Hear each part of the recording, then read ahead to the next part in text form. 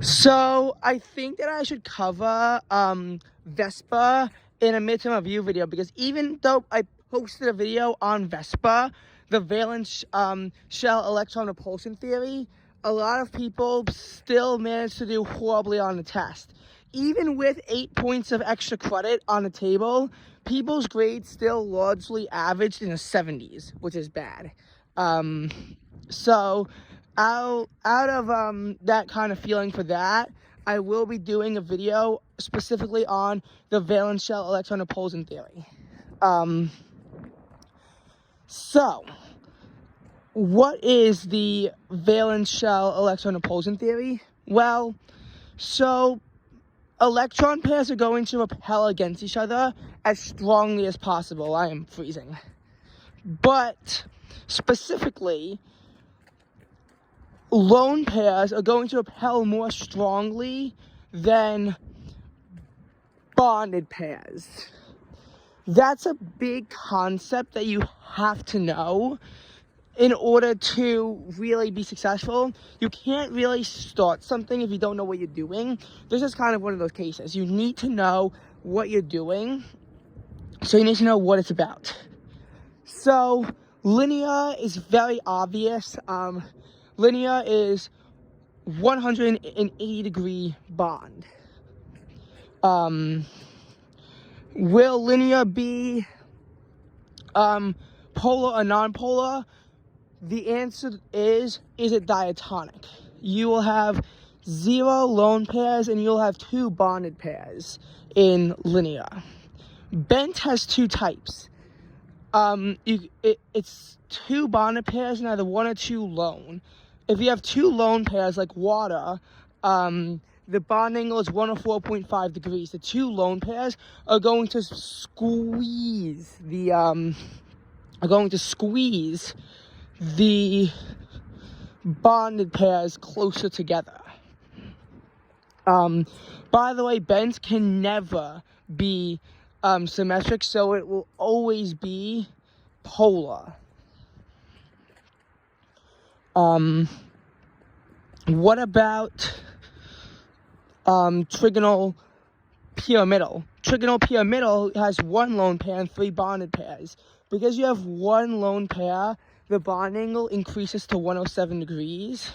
Again, can never be symmetric because of the fact that it has that 1 lone pair, whereas trigonal planar can be if the non-central, so you have a central atom, and if the other atoms are the same, it will be non-polar. Otherwise, it will be polar.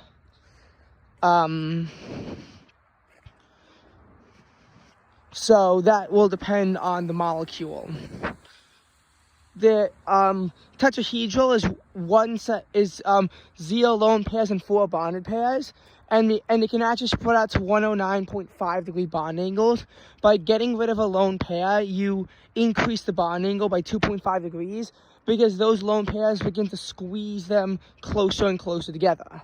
You also have bitrigonal pyramidal, when you have 1 central atom with no lone pairs and 5 bonded pairs. Again, it can be symmetric if all those molecules are the same. And then octahedral is 0 and 6. So, you should probably know examples like SF6. SF6 is going to be octahedral. And that's actually how sulfur sometimes makes a positive oxidation state, because in this case, for the specific bond, it's losing all of its electrons to fluorine, even though it's only 2 away from a noble gas configuration, which SF2 covalent bonding would do, and that also makes SF6 more unstable. Octahedral and bitrigonal pyramidal are often unstable, like PCl5 is another example. PCl3 will be more stable than PCl5 is. That's just how it works. But in these cases, that's how nonmetals can very occasionally actually lose electrons. CH4 is a good example of tetrahedral, and it's symmetric. If you replace one of the hydrogens with chlorine, so it's like CH2Cl, then you're in a situation where it's now polar. Ammonia, so NH3, is going to be trigonal pyramidal. Water, H2O, is bent, the second kind of bent. CO2 is linear.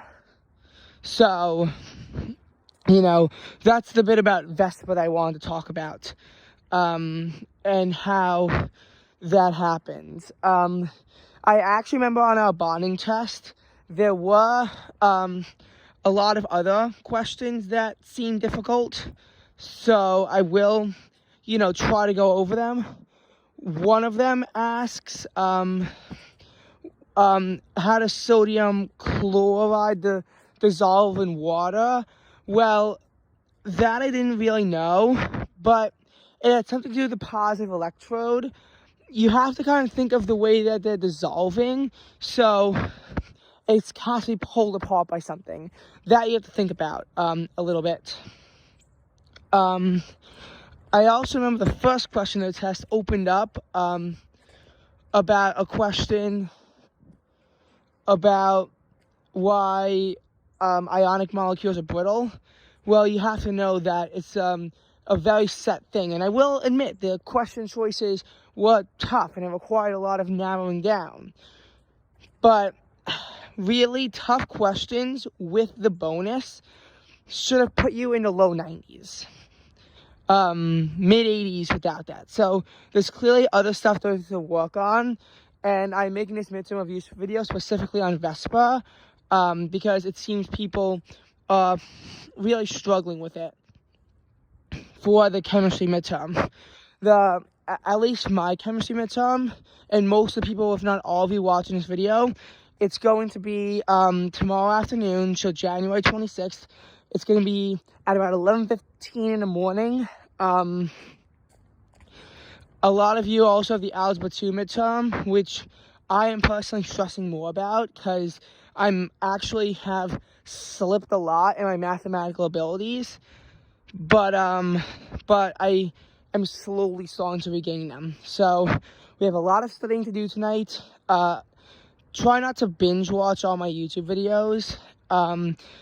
Use the comments if you want me to make another specific YouTube video for chemistry studying, but if not for that, I'm going to make one clip for the month in the life video about me studying, but it's going to air after midterms. And so use what I already have, use what I already provided to you. This midterm can't be that hard, and just remember that